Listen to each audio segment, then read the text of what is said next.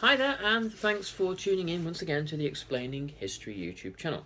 Now, I've been talking about Vietnam this week. I'm just going to take a quick break and look at essay writing.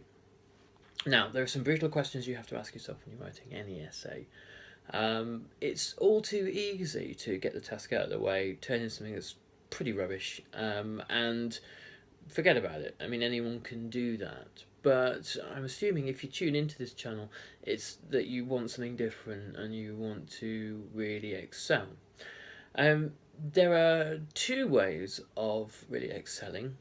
The first way is painful, agonising, dull, boring, and will leave you none the wiser about anything to do with history. And that is to paint by numbers, to go through the mark scheme, to try to tick every box that the examiner wants. And the second way, where you can tick every box the examiner wants, but it's a far more holistic and far more, shall we say, integrative way of doing things, is to think about what an essay actually is. An essay is a critical inquiry into a particular issue.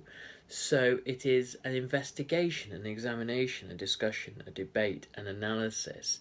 These are the things that you're meant to be doing. These are the dominating ideas that you should be having in your head when you sit down to write anything. And before you sit down to write anything, before you pick up a pen or sit down at a laptop, you should really already have done some reading on the subject.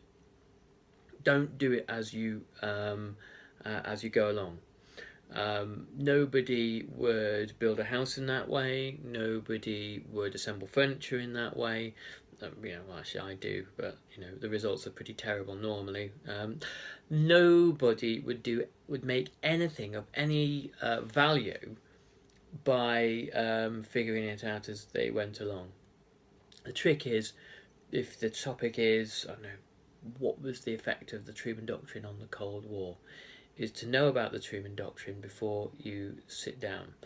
You need to know a couple of things about the Truman Doctrine. You need to know what it was, the context in which the doctrine was created, and thirdly, you need to know what it is historians have said about it, what views have been put across about it.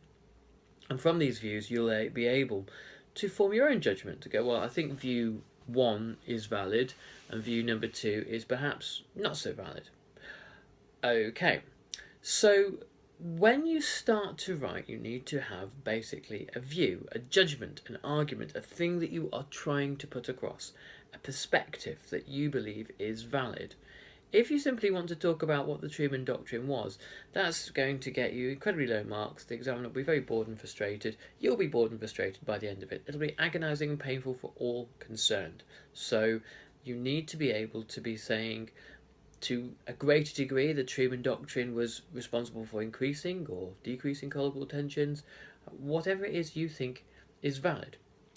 And you need to also be asking yourself the tough question, what am I going on about? When you start to write, you'll inevitably, and all students do this, inevitably start to veer off into narrative, into storytelling. Oh, and this happened, and this happened, and this happened, and this happened, and this happened. No one cares. The examiner doesn't care. The teacher doesn't care, because they already know what happened. They're not asking you what happened. They're asking you what you think about what happened, what you think are the reasons for the events happening in the way they did, and what their consequences were. And if you can show what it is you actually think, and you can support what it is you actually think using evidence to show, here's what I think, here's why I think it, and here's why I'm right, then you're going to get much, much better marks than if you start waffling on about stuff in general. Okay? So you've got to be brutal with yourselves. So that's my thoughts for the day, and I'll catch you on the next video. All the best. Thanks. Bye-bye.